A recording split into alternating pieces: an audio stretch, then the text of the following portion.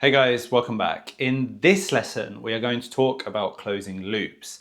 This is something which has been an absolute game changer for me, and it has really changed everything that I do. It's changed my approach to planning and how I just even set up some of my to-do lists sometimes. So for me, as someone that struggles with getting tasks done and really struggles with finding time to actually start sometimes, this has been something which I always default back to, and it always works for me. So I hope that it is accessible for you as it's been for me. So quite simply, an open loop is something that you have been putting off. It is usually a very small task. It could be something as simple as you've not replied to a voice note, you've not sent an email, you've not booked an appointment. It could even be something like clearing out your cupboard that because you've got loads of clothes in there which you haven't worn. These are things that just sit in the back of our mind, and they always are those tasks that we put off for days, sometimes weeks, sometimes months, depending on the person that you are.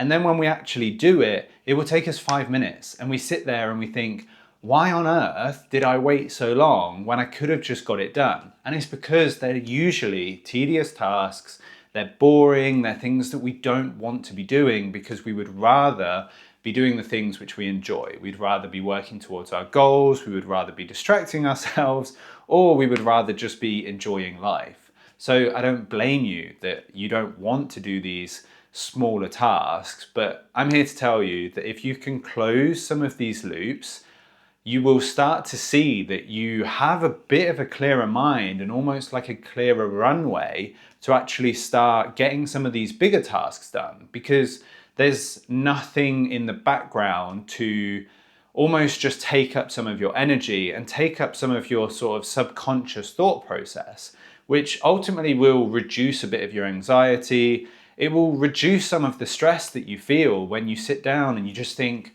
I have so much to do and I just don't have the time. So how do we actually do this? Well, honestly, it is really quite simple. You just need to get a to-do list and just start to think about those tasks that you've been putting off for a long time. It might even be something that you are asked to do and you just haven't really got around to it.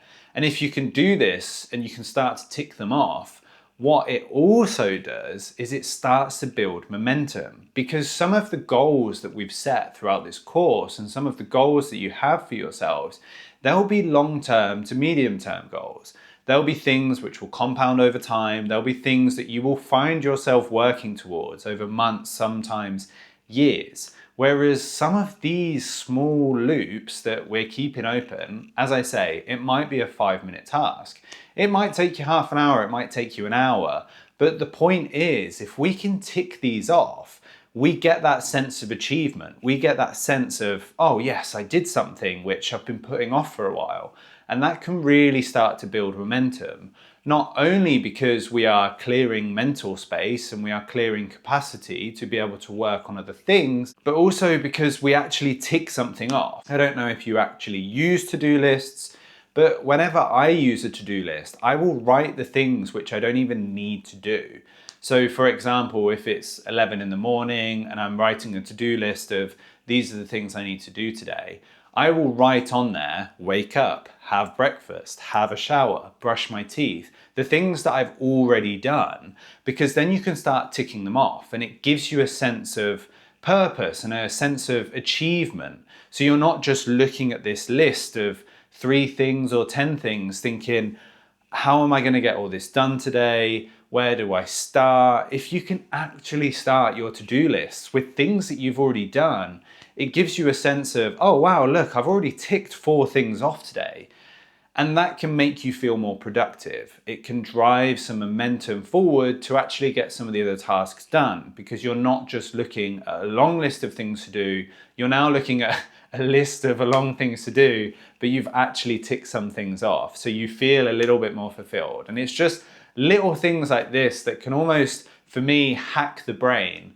And I know that when I've used it with other people and I've got other people to close some loops, they found it really helpful. So I hope that when you try this and you use this exercise yourself, that you will also find it really helpful. It will build a bit of momentum, it will build a bit of confidence, and it will just kind of overall reduce that backlog, that sort of underlying anxiety we sometimes feel where we think, I've still not emailed that person back. I was supposed to do that a week ago.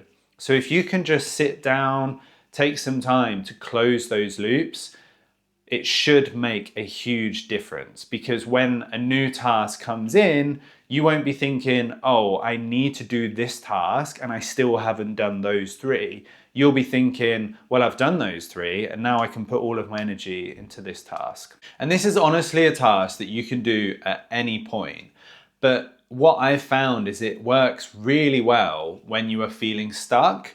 So when you're having those moments of, oh, I just don't know what to do, or I don't know how to get started, maybe you just don't have any energy and you just feel overwhelmed with everything that you need to do, and you start finding yourself to spiral. You start finding yourself in that pattern of, I don't know what to do, maybe I'm not good enough for this. This is where closing those open loops can really come into its own, because you feel stuck, you don't really know what to do, you start spiraling.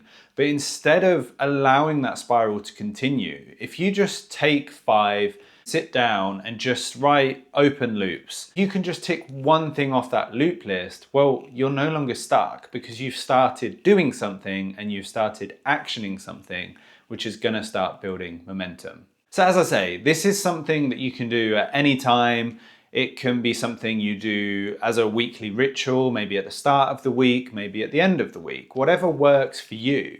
It might be something that you just pick up every now and again. That's kind of how I use it. If ever I write a to-do list, I will look at some of these open loops that I have.